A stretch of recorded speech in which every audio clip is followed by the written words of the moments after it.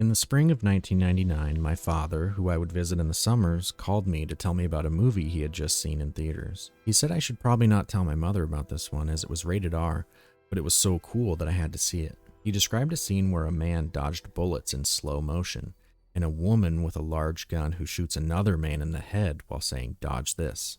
I'd have to wait a whole nother year before The Matrix finally came to DVD, but in the summer of 2000, I finally saw for the first time what would be one of my favorite movies of all time. It was an exceptionally special experience, not only because my dad was letting me watch a rated R movie, which he was already known to do at this point, but because he had an extremely large television and 7.1 surround sound, turning the back room of his Texas farmstead house into a true home theater for the time. I'd never experienced anything like when Trinity kicked the chair at the police officer and floated into the air, the bass rumbling the walls and the seat beneath me, and the bullet time as well as the dodge this moments lived up to the hype and then some.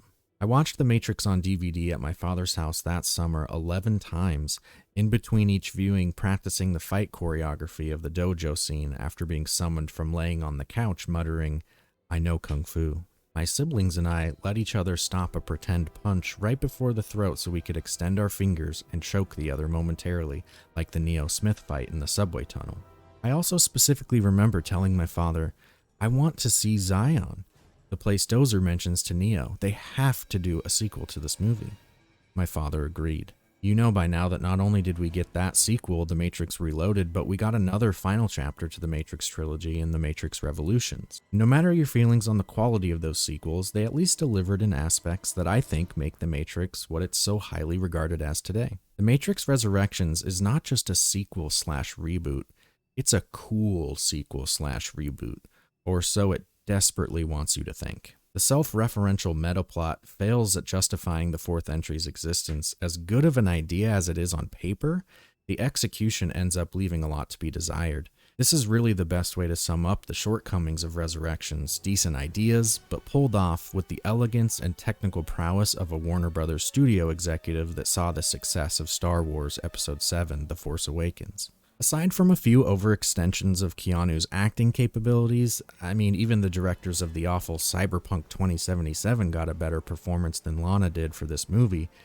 The acting is relatively consistent otherwise. Carrie-Anne Moss is as stunning as ever, Jada Pinkett does well in her old age makeup, and newcomers Yela Abdul Mateen II and Jessica Henwick as Morpheus and Bugs respectively bring some fresh energy, though the show is really stolen by Neil Patrick Harris and Jonathan Groff of Netflix's Mindhunter fame. Both of these two actors knock their performance out of the park, delivering mostly inelegant monologues, but chewing the scenery with every line, trying desperately to cover up the awful lines they were given. Obviously, given the ending of the Matrix trilogy, there are some questions that us as the audience are going to have, and narratively, Lana, with the help of co-writers Alexander Hemon and David Mitchell, chose some really interesting evolutions of the Matrix lore to explain in this installment. Neo and Trinity are assembled back together by the Sentinels and kept in a high-security area so as to never escape again. The events at the end of the Matrix Revolutions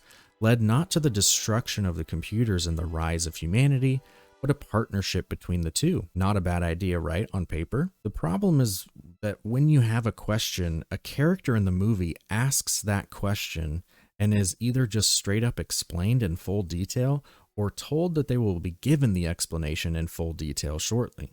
There's a common practice in movies called show don't tell, and to be perfectly fair, the original Matrix doesn't follow this rule all too well either.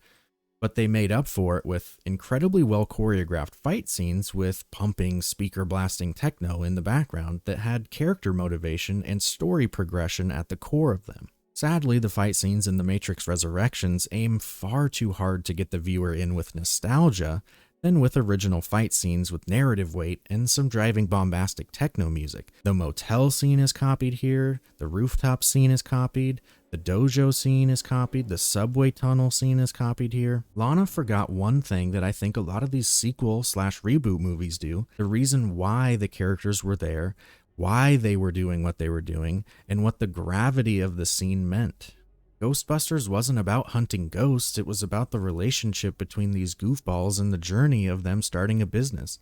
The antagonist wasn't Zool, it was Walter Peck. The thing that made The Matrix great was a mind-bending story, which at this point in The Matrix is hard to get any more mind-bending, and those delicious fight scenes. The Matrix Resurrections fails in selling a mind-bending story because it relies far too heavily on its predecessor's story beats, and the fight scenes are lazy, derivative nostalgia grabs.